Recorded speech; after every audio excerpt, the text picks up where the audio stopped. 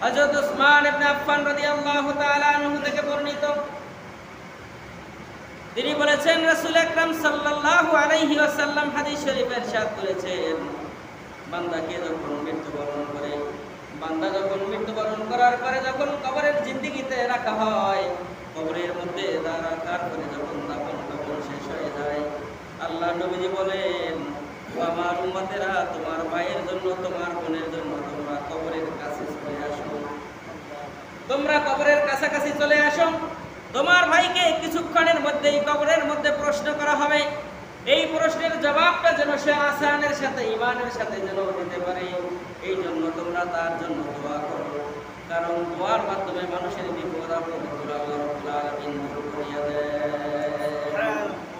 আল্লাহ নবীজি বলছেন আমরা এখন দোয়া করব।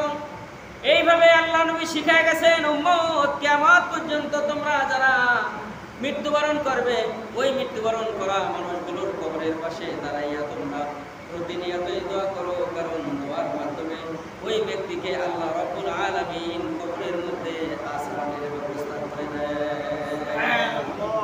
তাহলে কবরের মধ্যে মানুষ যখন রাখা হয়, আল্লাহ নবীজি বলছেন যে কবরে রাখার পরে যখন সকল মাটি মুটি দেওয়া যখন শেষ হয়ে যায়, তখন তোমরা তোমার ভাইয়ের জন্য, তোমার বোনের জন্য তোমরা দোয়া করো।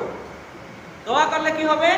দোয়া করলে আল্লাহ রাব্বুল আলামিন কোনো একজনের দোয়া যদি কবুল করে ফেলেন, ওই দোয়ার উসিলায় তার কবরের সওয়াল জবাব সহজ এবং কবরটাকে আল্লাহ তাআলা জান্নাতের বাগান বানায় দিবেন। সুবহানাল্লাহ। কারণ এই দোয়াটার মধ্য দিয়েই কবরের মধ্যে তার অনেক উপকার হবে। কারণ দোয়া যদি না করা হয়, আল্লাহ নবীজি বলছেন, দোয়া যদি না করা হয়, এই লোকটা যদি মুসিবতে পড়ে থাকে, কিয়ামত পর্যন্ত সে তার কবরে মুসিবত নিয়েই যাইতে থাকবে। তাইলে মানুষ যখন কবরে বিপদে পড়বে, তখন তাদের জন্য দোয়া করা, আল্লাহ নবীজি দোয়া করেছেন, আমরাও আল্লাহ নবীজির দেখানো, আমরাও আল্লাহ নবীজির শোনানো, আল্লাহ নবীজির ব্যবস্থাপনায় আমরাও যেন তাদের জন্য দোয়া করতে পারি। আল্লাহ যেন তৌফিক দেয়, বলেন আমিন।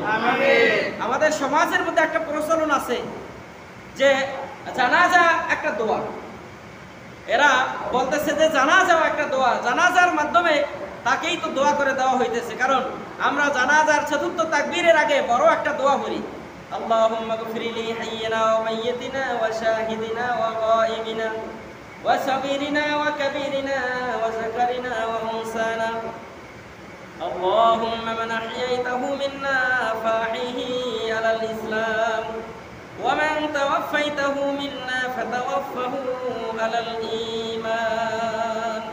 আমরা দোয়া করি দেই, তাকে জানাজার মধ্যে দিয়া দোয়া করি না? এই দোয়া করি। দোয়া যারা না পারি, আমরা তাদেরকে বলি, আপনি আপনারা এই মৃত্যু ব্যক্তির জন্য আপনি আল্লাহর কাছে বলতে থাকেন, আল্লাহুম্মা গফিরিলা, ও আল্লাহ তুমি তোমার বান্দাকে মাফ করে দাও। কি বলেন, বলি কিনা? এই যে মাফ করে দাও, এটাই দোয়া, আর দোয়া লাগে না। এটা আমাদের মতন কিছু মানুষেরা সমাজের মানুষদেরকে বিভ্রান্ত করার জন্য, মানুষদের আকাঙ্ক্ষা চাহিদাটাকে, মানুষের প্রতি যে মায়া মহব্বতের যে একটা অংশ, এটা থেকে দূরে রাখার জন্য তারা এরকম কাজ করে।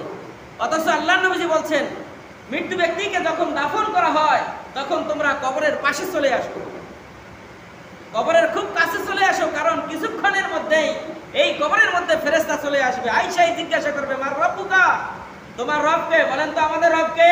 আল্লাহ। আওয়াজ দিয়ে বলেন, আমাদের রবকে? আল্লাহ। আমাদের রব হলো আল্লাহ।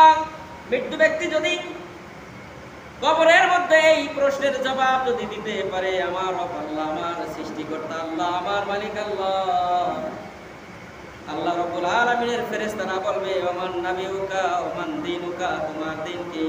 বান্দা যদি উত্তর দেয় দীনুনাল ইসলাম, আবার প্রশ্ন করা হবে, ওমান নাবিউকা মান হাজার রাজুল, তোমার নবীকে অথবা নবীজিকে দেখানো হবে, বলা হবে এই লোক সম্পর্কে তোমার ধারণা কি?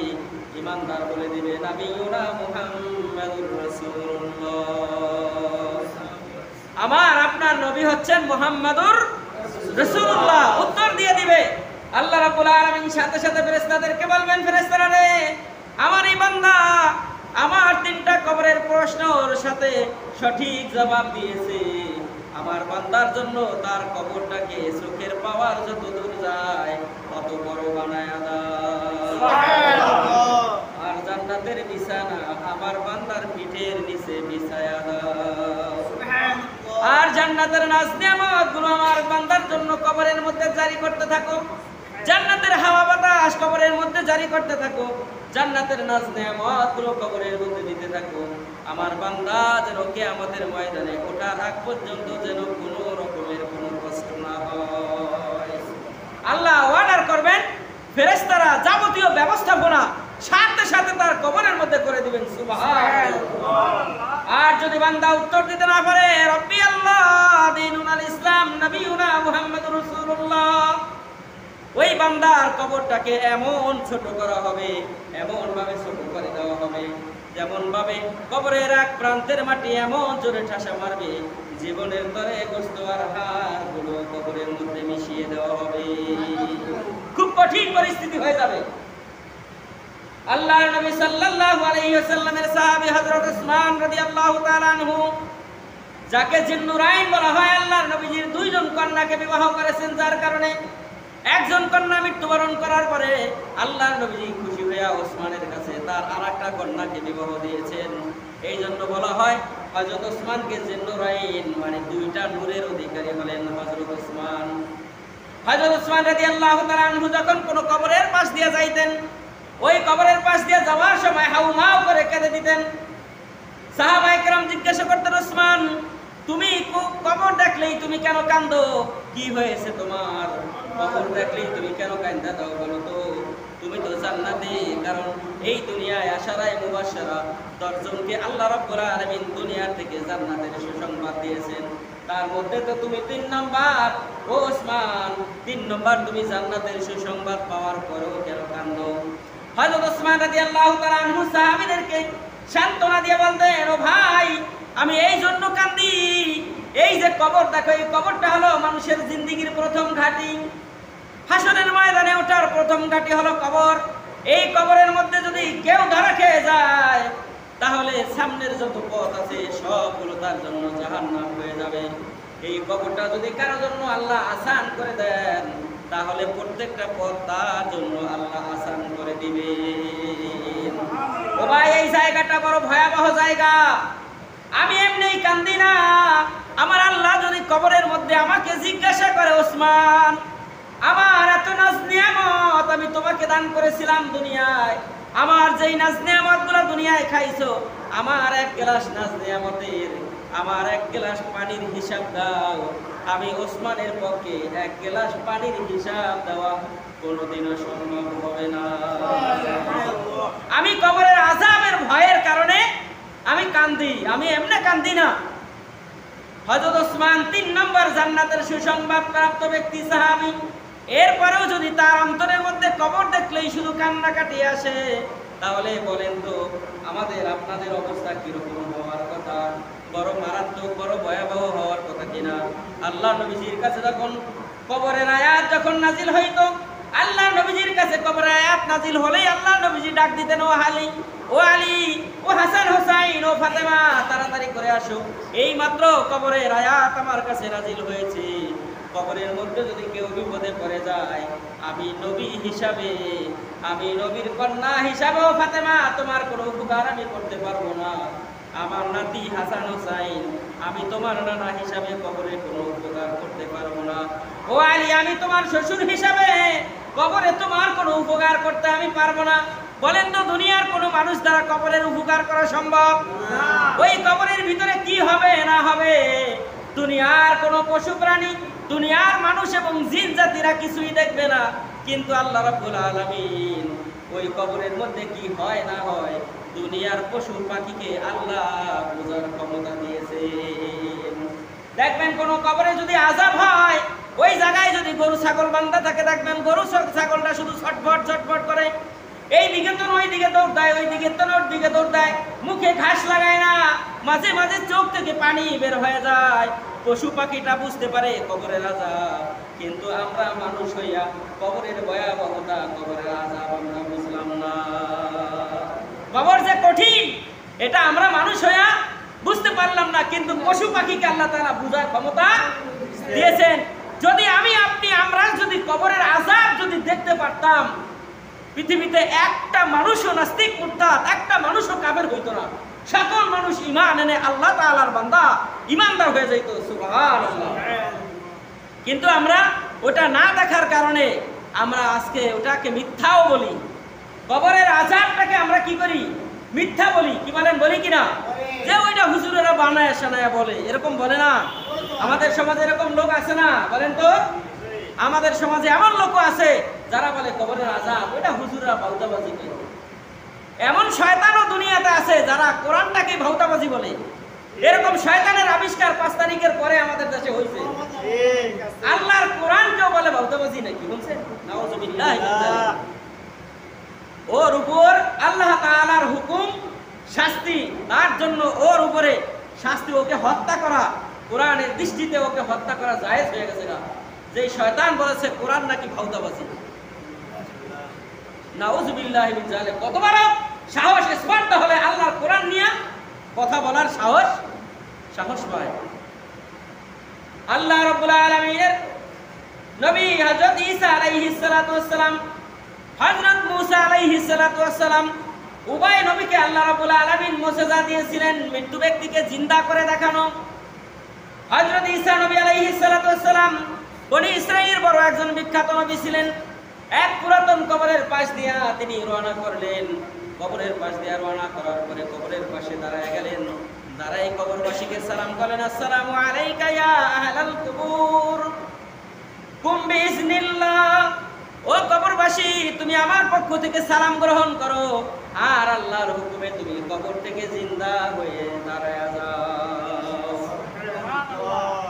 কবরের মধ্য থেকে একজন সালামের জবাব দিতে দিতে দাঁড়ায় গেলেন। ওয়ালাইকুমুস সালাম, ওয়ালাইকুমুস সালাম বলে তিনি দাঁড়ায় গেলেন। আল্লাহ নবী ঈসা আলাইহিস সালাতু ওয়াস সালাম জিজ্ঞাসা করলেন, ও আল্লাহর বান্দা, ওই আল্লাহর বান্দা দাঁড়ায় সালাম দিছেন, ও চাচা যান আমার পক্ষ থেকে সালামের জবাব নেন। ওয়ালাইকুমুস সালাম। এবার ঈসা নবী বললেন, তুমি আমারে চাচা বললা, তুমি কি আমারে চেনো? এবার কবর থেকে যিনি উঠেছিলেন ওই ব্যক্তি বললেন, আজ থেকে ৫,০০০ বছর পূর্বে আমার বাবা নূহ আলাইহিস সালাতু ওয়াস সালাম মারা গেছে। কয় হাজার বছর? আজ থেকে ৫,০০০ বছর পূর্বে আমার বাবা নূহ আলাইহিস সালাতু ওয়াস সালাম মারা গিয়েছেন। আমিও তার সন্তান হযরত সাম আলাইহিস সালাতু ওয়াস সালাম, আমিও নবী, আমি একজন নবী। আমার বাবাও ছিলেন জগৎ বিখ্যাত নবী হযরত নূহ আলাইহিস সালাতু ওয়াস সালাম। ৫,০০০ বছর আগে আমার বাবা আমাকে বলে গিয়েছে, বাবা তোমার সঙ্গে শেষ জমানায় শেষ নবীর আগে যেই নবী আসবেন তার সঙ্গে তোমার কবরে দেখা হবে, তোমাকে সে কবর থেকে উঠাবে। কবর থেকে উঠানোর আগে যখন তোমাকে সালাম করবে, আসসালামু আলাইকা ইয়া আহলাল কুবুর কুম বিইজনিল্লাহ, তখন তুমি সালামের জবাব দিয়া বলবো, চাচা যান আমি আপনার সালামের জবাব দিলাম, এই কথা তুমি বলবা। তখন আমি নূহ আলাইহিস সালামের পরিচয়টা তুমি দিবা। এবার আল্লাহর বান্দা সাম আলাইহিস সালাম সালামের জবাব দিয়ে বললেন, চাচা যান আমি নূহ আলাইহিস সালামের সন্তান সাম। এবার হযরত ঈসা আলাইহিস সালাম জিজ্ঞাসা করলেন, ও সাম তুমি বলো তো মৃত্যুর যন্ত্রণা কি রকম? তুমি কি এই দুনিয়ায় থাকতে চাও না আবার তুমি মারা যাইতে চাও? তুমি কি আবার কবরে যাইতে চাও না দুনিয়ায় থাকতে চাও? এবার সাম আলাইহিস সালাম বললেন, ও চাচা আমি দুনিয়ায় থাকতে চাই না, কারণ দুনিয়ায় যদি থাকি আমার কি আবার মরা লাগবে কিনা? এবার ঈসা আলাইহিস সালাম বললেন, হ্যাঁ দুনিয়ায় থাকলে তো মৃত্যুবরণ করতেই হবে। বলেন তো জিন্দা মানুষ দুনিয়ায় থাকলে মৃত্যুবরণ করা লাগবে কিনা? সকল প্রাণীর মৃত্যুবরণ করতে হবে কিনা?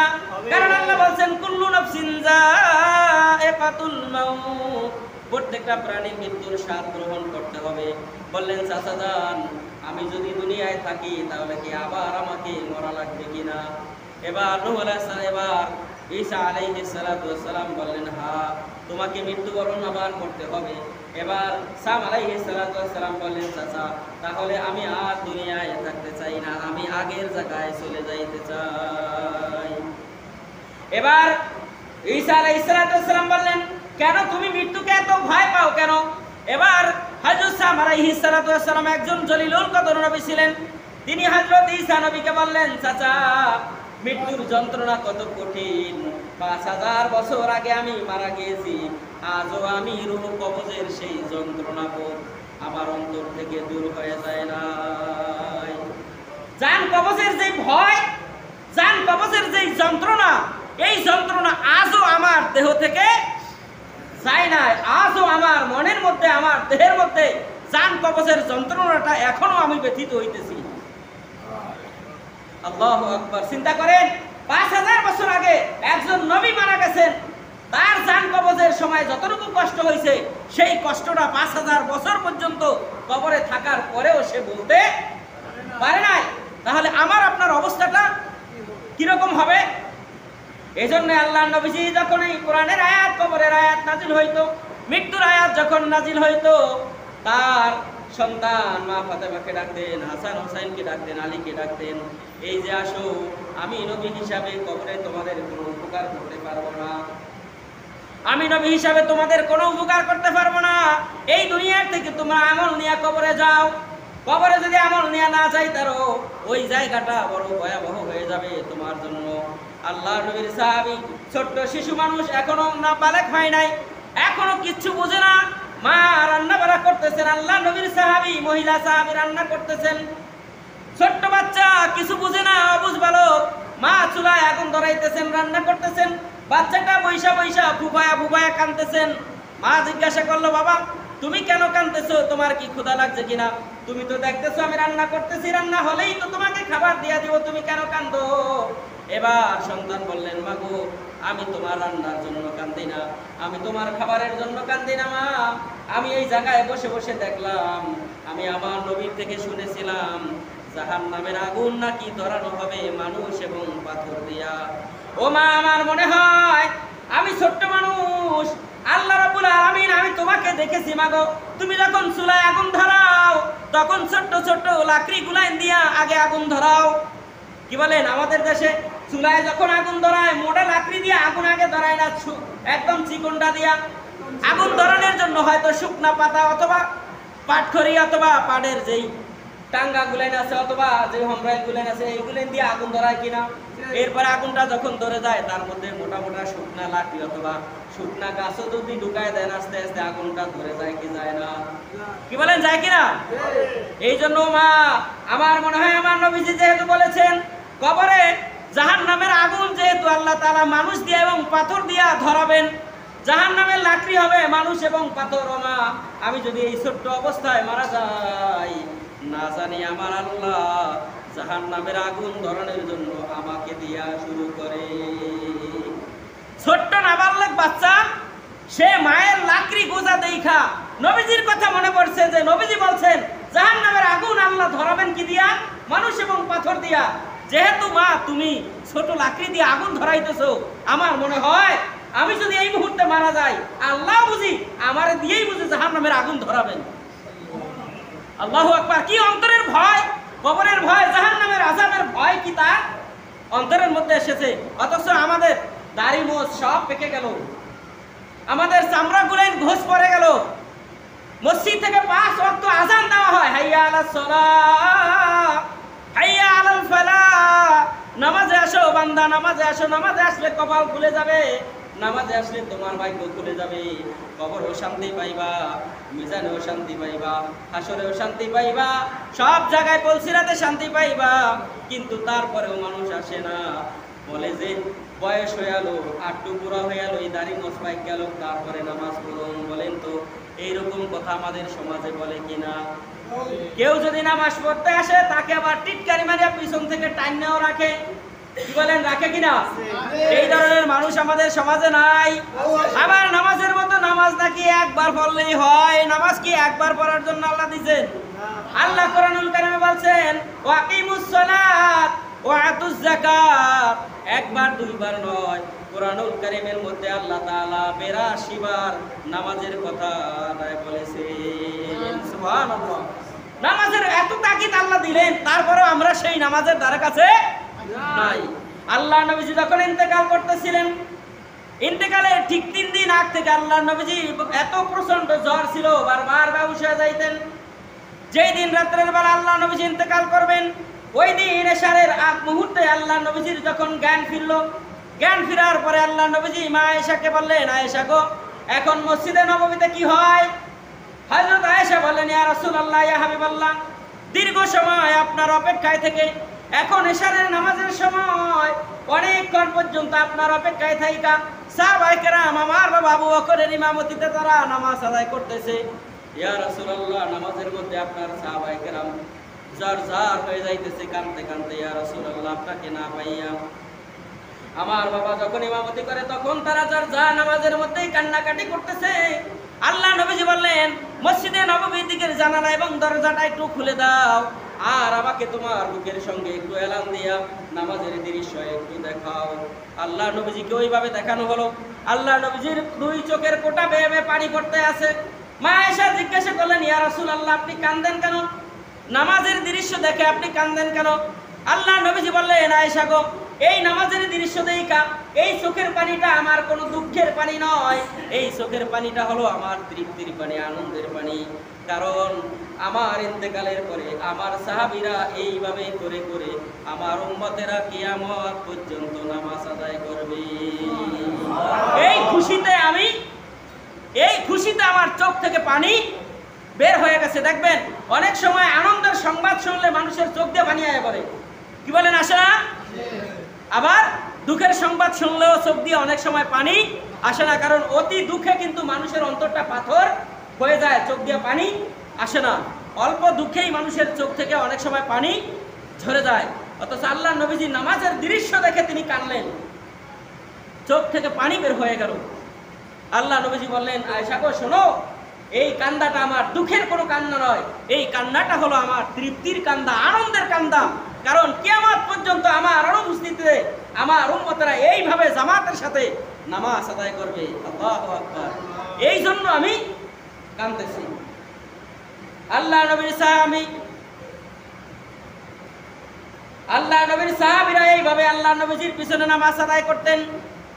আল্লাহ নবীজি নামাজের দৃশ্য দেখা আনন্দ পাইতেন। নামাজ দেখা আল্লাহ নবীজি তাদেরকে সান্ত্বনা দিতেন, আল্লাহ নবীজি তাদেরকে খুব আশা দিতেন, এই নামাজের মধ্য দিয়াই তোমরা আল্লাহ রাব্বুল আলামিনের জান্নাতি হয়ে যাইবা। কিয়ামতের ময়দানে সর্বপ্রথম নামাজের হিসাব নেবেন আল্লাহ তাআলা। আল্লাহ তাআলা বলবেন যে, বান্দা আমার নামাজের হিসাবটা দাও। বান্দা যখন নামাজের হিসাব দিয়ে দিবে, আল্লাহ বলবেন যে, আমার বান্দার নামাজের হিসাব আমি পাই টু পাই পাইছি, আমার বান্দা আমার নামাজের হিসাবটা দিয়ে দিয়েছে। ও ফেরেশতারা, আমার বান্দারে আর প্রশ্ন করা লাগবে না, আমার বান্দাকে আমি নামাজের উসিলায় মাফ করে দিয়া জান্নাত দিয়ে দিলাম। আল্লাহ তাআলা জান্নাতে দিয়ে দিবে। অথচ আমরা সেই নামাজ নিয়ে কত তুচ্ছ তাচ্ছিল্য করি, কি বলেন, করি না? নামাজ দেখলে আমরা আদর করিয়া সন্তানকে ঘুমলাওয়ায় রেখে দিই। সন্তান পরীক্ষা দিবে, একটু বেশি রাত পর্যন্ত পড়ছে, খাও, ফজর কালা ওড়া লাগবো না, একটু বেশি পড়ছে না, সামনে পরীক্ষা না, কি বলেন, আদর করি না? এই সন্তান কিয়ামতের ময়দানে আল্লাহ তাআলার কাছে আপনার আমার বিরুদ্ধে মামলা করবে। সূরা ইব্রাহিমের মধ্যে আল্লাহ রাব্বুল আলামিন বলেন, কিয়ামতের ময়দানে সন্তান বা মা বাবা, বড় ভাই, আত্মীয় স্বজনের বিরুদ্ধে মামলা করবে। মামলা করে যখন তাদেরকে জাহান্নামে নেওয়া হবে, তখন তারা বলবে, আল্লাহ, আমরা জাহান্নামে তখনই যাব, আমাদেরকে একটু সময় দাও, আমাদেরকে একটু সময় দাও, আমাদের মা বাবা, আমাদের ভাই ব্রাদার, আমাদের আত্মীয় স্বজনদেরকে দেখায় দাও, আমাদের নেতাদেরকে দেখায় দাও, তাদের সঙ্গে আমাদের কথা আছে, তাদের সঙ্গে দেখা করে তারপরে আমরা যাব জাহান্নামে, এর ছাড়া আমরা জাহান্নামে যাব না। তখনই তাদের মা বাবাকে সামনে উপস্থিত করা হবে, বলা হবে, আল্লাহ, এই যে আমি যে নামাজ পড়ি না, এই জন্য আমি দায়ী না, এই জন্য দায়ী হলো আমার মা এবং বাবা। আল্লাহ তাআলার দরবারে সেই দিন সে বিচার দিবে, আল্লাহ, এই মা বাবা দুইজন আদর বেশি করছে, আমাকে আদর করিয়া আমাকে লালন পালন করেছে, শীতের রাত্রে কষ্ট করিয়া ঠান্ডা পানি দিয়া উযু করিয়া নামাজ আদায় করলে যদি আমার ঠান্ডা লেগে যায়, এই ভয়ে আমাকে আদর করিয়া তারা আমাকে নামাজ পড়ায় নাই, আমার পরীক্ষা দিকে আমাকে নামাজ পড়তে বলে নাই, বেশি পরীক্ষা একটু পড়বো এই জন্য, কিন্তু তারা তো আমার কল্যাণ করে নাই, তারা তো আমার ভালোর জন্য এই কাজটা করে নাই। আমি যদি কষ্ট করিয়া সেই সময় যদি আমাকে দিয়া নামাজ আদায় করাইতো, আজকে আমার জাহান্নামে যাওয়া লাগতো না। ও ও আল্লাহ তুমি আমার সামনে তাদেরকে এনে দাও, আমি তাদের সোয়ালের উপরে মুখের উপরে জোড়া লাথি মেরে তারপরে জাহান্নামে যাব। নাউজুবিল্লাহ। এই সন্তান সেই দিন সূরা ইব্রাহিমের মধ্যে আল্লাহ তাআলা এই আয়াত নাযিল করে জানাই দিয়েছেন, ও দুনিয়ার মানুষ সাবধান, সন্তানকে আদর করবা কোন সময়? খাওয়ার সময় আদর করো, পড়ার সময় আদর করো, খাওয়ানোর সময় যখন তোমার আদরের দরকার তখন করো। আল্লাহর হুকুমের ব্যাপারে কোনো আদর নাই শাসন ছাড়া। কি বলেন আছে? আল্লাহ রাব্বুল আলামিন তার হাবিবের মাধ্যমে জানাই দিয়েছেন, সন্তানের বয়স যখন 7 বছর হয় তখন তুমি নামাজের জন্য তাকে আদেশ দাও। যখন সন্তানের বয়স 9 বছর হয়ে যায় তখন নামাজ না পড়লে তাকে আস্তে আস্তে মারো। যখন সন্তানের বয়স 12 বছর হয়ে যায় বা বালেক হয়ে যায় তখন তাকে বিছানার থেকে আলাদা করে দাও, তার মানে বাড়ি থেকে বের করে দাও। যদি নামাজ পড়ো তাইলে বাড়িতে থাকতে পারবা, আল্লাহর হুকুম আদায় না করলে বাড়িতে জায়গা নাই। বলেন তো এই রকম শাসন যদি, এই ইসলামের শাসনটা যদি আমরা আমাদের সন্তানদেরকে ছোটকাল থেকে করতাম, একটা সন্তানও কি বেনামাজি হইতো? আওয়াজ দেন, একটা সন্তান বেনামাজি হইতো? আজকে বুড়া বুড়া মা বাবাকে আলাদা করিয়া দিয়া তারা আনন্দ ফুর্তি করে, কি করে না? মা বাবাকে বৃদ্ধাশ্রমে কেন রাখে? এই একটাই কারণ, যদি আপনি ছোটকালে সন্তানকে আদর দিয়া লালন পালন করতেন, ঠিক আছে, সন্তানকে যদি আপনি মানুষ বানাইতেন, সন্তানকে যদি নামাজি বানাইতেন। বলেন তো বাংলাদেশে একজন হুজুরের মা বাবা বৃদ্ধাশ্রমে আছে, কোনো প্রমাণ আছে? বাংলাদেশে না পৃথিবীতে একজন হুজুরের মা বাবা বৃদ্ধাশ্রমে আছে, কোনো প্রমাণ আছে? প্রমাণ নাই। সচিবের মা বৃদ্ধাশ্রমে, বড় ম্যাজিস্ট্রেটের মা বৃদ্ধাশ্রমে, ডিসির মা বৃদ্ধাশ্রমে। কারণ ডিসি বিয়া করছে আর এক ডিসি রে, হ্যাঁ কয় তোমার মা বাবার খেদমত আমি করতাম না, এবারে ওই বৃদ্ধাশ্রমে দিয়ে আসো। কি বলেন, করে কিনা? ঘরের চাপের কারণে, স্ত্রীর চাপের কারণে দিয়ে আসে, সেই জায়গায় অপেক্ষায় থাকেন। আজকে যার চাপের কারণে বৃদ্ধাশ্রমে মা বাবাকে রেখে আসছেন, যেই সন্তান লালন পালন করতেছেন, এই সন্তান যে আপনাকে বৃদ্ধাশ্রমে রাখবে না, এটার কোনো গ্যারান্টি আছে কিনা? আছে? একবার শুনেছি, পত্রিকায় দেখেছি, এক ডিসি তার মাকে বৃদ্ধাশ্রমে রেখে আসছেন। রেখে আসার সময় যখন সন্তান চলে আসে, আসার সময় সন্তানকে মা বলতেছে, বাবা আমার একটা ওসিয়ত তোমার কাছে। সন্তান বললেন, মা তোমার কি ওসিয়ত বলো, তোমার সব ওসিয়ত পূরণ করুন। এবার মা বলতেছে, বাবা আমার উপর মাথার উপরে যে পাখাটা দেখতেছো, এই পাখাটা তো চলে না, এই পাখাটা তো বেশি চলে না, কোনো রকম চলে, এই বাতাসে তো আমারও হবে না আর তোমারও তো হবে না, কারণ তুমি অপেক্ষা করো, এই পাখাটা তোমার কাছে ওসিয়ত করলাম একটু পাল্লায় নতুন একটা পাখা লাগাই দিব, কারণ আমি যখন এই জায়গা থেকে দুনিয়া ছেড়ে চলে যাব, তুমি অপেক্ষা করো, এই জায়গায় তোমারও আশা লাগবে। লাগবে কিনা? তোমারও এই জায়গায় আশা লাগে। বাবা তুমি তো এসির মধ্যে থাকো, ফ্যানের বাতাসে তোমার হয় না, তাইলে নতুন একটা ফ্যান দিয়ে যাও, কারণ বৃদ্ধাশ্রমে ফ্যানের কোনো, এসির কোনো ব্যবস্থা নাই, ভালো একটা ফ্যান দিয়ে যাও। তুমি আবার যখন আসবা তখন যেন ভালো ফ্যানের বাতাসে অন্তত পক্ষে এই জায়গায় একটু আরামে থাকতে পারো। কতটুকু কষ্ট থেকে মা তার সন্তানকে এই ওসিয়তটা করেছেন। বলেন আমাদের গ্রামগঞ্জে এইরকম কোনো সমস্যা আছে? মা বাবাকে বৃদ্ধাশ্রমে রেখে আসছে, এই চরিত্র আমাদের গ্রামগঞ্জের মানুষের মধ্যে নাই। কষ্ট হলেও মা বাবাকে নিয়েই তারা থাকার চেষ্টা করে। কিছু কুলাঙ্গার তো আছে যারা আলাদা করে দেয়, খোঁজ খবরও নেয় না, একই বাড়িতে থাকে, সে আনন্দ ফুর্তি করে, মা বাবা না খায় থাকে, এরকম কুলাঙ্গার গ্রামেও আছে। বলেন নাই? আছে। ওই কুলাঙ্গার গুলো এই কোরআনের কথাটা একটু শুনুক, যাতে করে ওই কবরে যাওয়ার পরে মা বাবাকে কষ্ট দেওয়ার কারণে তারাও যেন এইরকম শিক্ষা দুনিয়ার থেকে গ্রহণ করে যায়, যে কিয়ামতের ময়দানে ওই সোয়ালের উপরে, মুখের উপরে, বুকের উপর জোড়া লাঠি মেরে ওই সন্তানেরা আবার জাহান্নামে যাবে। এই জন্য আমরা যারা সন্তান লালন পালন করি, আমাদের যাদের সন্তান আছে, আমরা আদর করব কখন? খাবার সময়, পড়ার সময়, যখন আদরের দরকার তখন। কিন্তু আল্লাহর হুকুমের ব্যাপারে কোনো আদর নাই, এটা আদায় করতেই হবে। আর যদি আদায় আপনি না করান, আপনি মরে দেখেন, মরার পরেই আপনার উপরে আযাব শুরু হয়ে যাবে এই সন্তানের কারণে। এজন্য কবরে যাওয়ার আগেই কবরকে সাজান। আল্লাহ কোরআনে বলছেন, ওয়ালা তামুতুন্না ইল্লা ওয়া আনতুম মুসলিমুন। ও তোমরা মুসলমান না হয়ে মরিও না। এখন প্রশ্ন, আল্লাহ কেন আমাদেরকে বললেন মুসলমান হয়ে মরার জন্য? আমাদের মনের মধ্যে একটা প্রশ্ন আছে না, আমরা মুসলমান না? আওয়াজ দেন, আমরা সবাই মুসলমান কিনা? আমরা কি মুসলমান? অথচ আল্লাহ কোরআনে কেন বললেন যে ওয়ালা তামুতুন্না ইল্লা ওয়া আনতুম মুসলিমুন, মুসলমান না হয়ে মরিও না? তাইলে বোঝা যাচ্ছে যে আমাদেরকে যেই মুসলমান হওয়ার জন্য আল্লাহ বলছেন ওই মুসলমান আমরা হইতে, আসল মুসলমান আমরা হইতারি নাই, আমরা হইছি গরু খাওয়ান্য মুসলমান। আমরা হইছি গরু খাওয়ান্য মুসলমান হইছি, অথচ ওই মুসলমান আমরা হইতে পারি নাই। যেই মুসলমান হইলে কালেমা থাকে সব সময় জবানে, যেই মুসলমান হইলে আল্লাহর জিকির থাকে সব সময় জবানে, যেই মুসলমান হইলে আল্লাহ নবীজির সুন্নাহ থাকে সব সময় কপালে, যেই মুসলমান হইলে আল্লাহ নবীজির সুন্নাহ থাকে গায়ে পায়ে, যেই মুসলমান হইলে সব সময় আল্লাহর কথা জবানের মধ্যে থাকে। এইরকম মুসলমান হইতে না পারার কারণে আল্লাহ বলছেন বান্দা মুসলমান না হইয়া মরিও না। আল্লাহ যেন আমাদেরকে মুসলমান বানায় তারপরে যেন ইন্তেকাল দেয়, বলে না আমিন।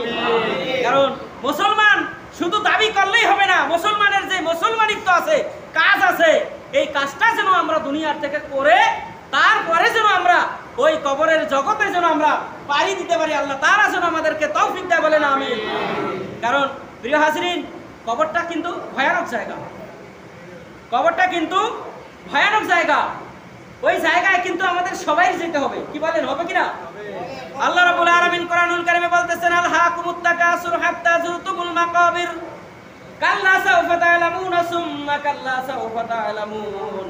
আল্লাহ রাব্বুল আলামিন বলতেছেন বান্দা আলহাকুমুত তাকাসুর, হে মানুষ, পার্থিব সম্পদের গৌরব তোমাদেরকে একবারে অন্ধ বানায় রাখছে। এই দুনিয়ার সম্পদগুলো কিন্তু আমাদেরকে অন্ধ বানায় রাখছে। এই দুনিয়ার সম্পদের জন্য মানুষ মানুষকে মেরে ফেলে, কি বলেন, মারে কিনা? ভাই ভাইকে মেরে ফেলে, ভাই বোনকে মেরে ফেলে, মানুষ মানুষের উপর অত্যাচার নির্যাতন করে, করে কিনা? এই জন্য আল্লাহ বলতেছেন আলহাকুমুত তাকাসুর হাত্তা যুরতুমুল মাকাবির। ও বান্দা, দুনিয়ার সম্পদ যেন তোমাকে অন্ধ না বানায় দেয়, দুনিয়ার সম্পদ যেন তোমাকে কানা না বানায় দেয়, দুনিয়ার সম্পদের মোহে যেন তুমি অন্ধ হয়ে না যাও। কারণ সামনে যে তোমার কবর আছে, এই কবরে যখনই যাইবা দুনিয়ার অপরাধের কারণে, ওই জায়গায় তোমার জন্য চিরস্থায়ী জাহান্নাম রাখা হয়েছে। আজকে আমি একজনের সম্পদ লুট করি, আরেকজনের সম্পদ লুট করে, আমি আরেকজনের ঘর বাড়ি লুট করি, আরেকজন আমার গরু ছাগল লুট করে, আরেকজন আমার ব্যবসা বাণিজ্য লুট করে। এমনও হয় আমাদের জীবনটাই দুনিয়ার থেকে চলে যায়। এরকম দৃশ্য আমাদের সমাজে আছে না? কিসের জন্য? শুধু দুনিয়ার মোহে, শুধুমাত্র দুনিয়ার লোভ লালসার কারণে আমরা এই পথটা বেছে নেই, কি বলেন, নাই কিনা? সেই কথাই আল্লাহ বলছেন সূরা তাকাসুরের মধ্যে, আল্লাহ সেই কথাই বলছেন আলহাকুমুত তাকাসুর হাত্তা যুরতুমুল মাকাবির। ও বান্দা, দুনিয়ার সম্পদের কারণে অন্ধ হয়ে যায় না। আমরা তো অন্ধই হয়ে যাই। দেখবেন যাদের সহায় সম্পত্তি অনেক বেশি, এদের ভাবসাব গরিব মানুষকে মানুষই মনে করে না, কি বলেন, করে? মানুষদেরকে তারা মানুষ বলে মূল্যায়নই করে না। অথচ আল্লাহ নবীজি বলছেন তুমি দুনিয়ার ধনী হইতে পারো, কিন্তু আমার গরিবেরা হলো আখিরাতের ধনী। সুবহানাল্লাহ। দুনিয়াতে যারা ধনী তারা আখিরাতে হবে ফকির, আর দুনিয়াতে যারা ফকির তারা হবে আখিরাতে আল্লাহর কাছে ধনী। কোনটা ভালো? ভালো কোনটা? দুনিয়ার ধনী ভালো না আখিরাতের ধনী ভালো? আওয়াজ দেন, দুনিয়ার ধনী ভালো না আখিরাতের ধনী? আখিরাতের ধনী আমরা হইতে চাই, আমরা দুনিয়ার ধনী হইতে, কি বলেন, চান? তবে আল্লাহ আমাদেরকে চলার জন্য যতটুকু দরকার অতটুকু পরিমাণ যেন আল্লাহ তাআলা আমাদের সবাইকে দান করে, বলেন আমিন। কারণ আমরা দুনিয়ার ধনী হওয়া আমাদের কাম্য নয়, আমরা আখিরাতের ধনী যেন হইয়া দুনিয়ার থেকে ঈমান নিয়ে যেন আল্লাহর কাছে যাইতে পারি, আল্লাহ যেন তৌফিক দান করে, বলেন আমিন। কারণ এই দুনিয়াটা হলো একেবারেই একটা নিছক খেল তামাশার ময়দান। এই জায়গাটা হলো একটা পরীক্ষার মাঠ। আপনি পরীক্ষা যত ভালো দিবেন আপনার কবরের জগৎটা তত আসানের হয়ে যাবে। সুবহানাল্লাহ। এই দুনিয়াটা যদি আপনি পরীক্ষার হল মনে না করেন, কবরটা কিন্তু আপনার জন্য সামনে রেডি, কি বলেন, রেডি কিনা? এই জায়গাটা কিন্তু আমার আপনার জন্য ভয়ানক জায়গা। আমরা যাই মনে করি, আমরা মনে করি কি আমি মরে গেলাম, আমাকে গোসল করাইয়া জানাজা দিয়া কাফনের কাপড় পরাইয়া কবরের মধ্যে যখন রাখে বিসমিল্লাহি ওয়া আলা মিল্লাতি রাসূলিল্লাহ, মনে হয় যেন আমি আল্লাহর দলে রাসূলের, আল্লাহর নামে রাসূলের দলে আল্লাহর রাসূলের কোলে উঠে গেলাম, আমারে আর ফেরেশতারা বুঝি পাবে না। এরকম নাকি? কি বলেন এরকম? আল্লাহ বলছেন মিনহা খালাকনাকুম ওয়া ফিহা নুইদুকুম ওয়া মিনহা নুখরিজুকুম তারাতান উখরা। ও বান্দা, তুমি মনে করিও না যে আমি তোমারে ফিরিয়া বানাইতে পারুম, এইটা তুমি ভুল মনে করো না। আমি কিন্তু একবার না, হাজার লক্ষ কোটি বার তোমাকে বানাইতে সক্ষম। আল্লাহ বলেন মিনহা খালাকনাকুম, বান্দা তোমাকে এই মাটি থেকে আমি বানাইছি। ওয়া মিনহা নুইদুকুম, এই মাটির মধ্যেই আবার তোমাকে যেতে হবে। ওয়া মিনহা নুখরিজুকুম তারাতান উখরা। ও বান্দা, আবার তোমাকে কিয়ামতের আগে এই মাটির থেকে আমি আনাম বানাইয়া উঠাইব। সুবহানাল্লাহ। তাইলে বলেন, আমরা মরে যাওয়ার পরে আমরা মনে করি কবরের মধ্যে আমরা পচে যাই, গলে যাই, মাটির সঙ্গে মিশে যাই, আল্লাহ আর আমাগরে পাইব না, এইরকম নাকি? বিষয়টা এরকম বড় ভয়ানক। এই জায়গা নিয়ে কেউ যেন আমরা তুচ্ছ তাচ্ছিল্য মনে না করি, কারণ কবরটা বড় ভয়ানক জায়গা। কবর কিন্তু জায়গা ভালো না। আমল দিয়ে যদি কবরটাকে সাজানো যায় তাহলেই কিন্তু আপনার আমার জন্য কবরটা হবে জান্নাতের বাগান। আর আমল দিয়ে যদি কবরটাকে সাজাইতে না পারে, আমার আপনার জন্য কবরটা হবে একটা ভয়ানক জায়গা। এজন্যই কবি বলছেন 6 দিন পরে নখ খসে যাবে, 9 দিন পরে চুল। কবরে রাখার 6 দিন পরে আমার এই যে নখগুলো আছে, এত সুন্দর করে আমরা নখগুলোকে প্রত্যেক সপ্তাহে পরিষ্কার পরিচ্ছন্ন করে কাটি। এই নখটা 6 দিন পরে কি কবরের মধ্যে এমনিই ছুটে পড়ে যাব। 9 দিন পরে আমার মাথার চুলগুলো, শরীরের চুলগুলো একটা একটা করে খসে পড়ে যাবে। 60 দিনের দিন আমার দেহ থেকে সমস্ত হাড্ডিগুলো আলাদা হয়ে যাবে। 90 দিন পরে আমার গোশত আর হাড়গুলো মাটির সঙ্গে মিশে যাবে। ও বান্দা, কিসের এত অহংকার, কিসের এত দুনিয়ার ক্ষমতা, কিসের এত দুনিয়ার বড়াই? আমি আজকে যদি মারা যাই, কালকে 2 দিন হয়ে যাবে। মারা যাওয়ার পরে মাইকে ঘোষণা হবে আমাকে নাই। বলেন তো আমার কোনো দাম আছে? আমার কোনো দাম নাই। যতক্ষণ দাম আছে, যতক্ষণ জীবন আছে ততক্ষণ দাম আছে। যখন জীবন নাই তখন আর আমার কোনো মূল্যায়ন নাই। এই জন্য আমরা দুনিয়া থেকে যেন ঈমান নিয়া ওই কবরের জিন্দেগিতে যেন পাড়ি দিতে পারি, আল্লাহ তাআলা যেন তৌফিক দান করে, বলেন আমিন। আল্লাহ তুমি আমাদের সকলকে মুসলমান বানাইয়া ঈমান নিয়া যেন কবরে যাওয়ার ব্যবস্থা করো। ও আল্লাহ, এই দোয়া এই প্রার্থনা আমরা তোমার কাছে করি। আল্লাহ তাআলা যেন ঈমানের সাথে আমাদের সকলকে মওত দান করে, বলেন আমিন।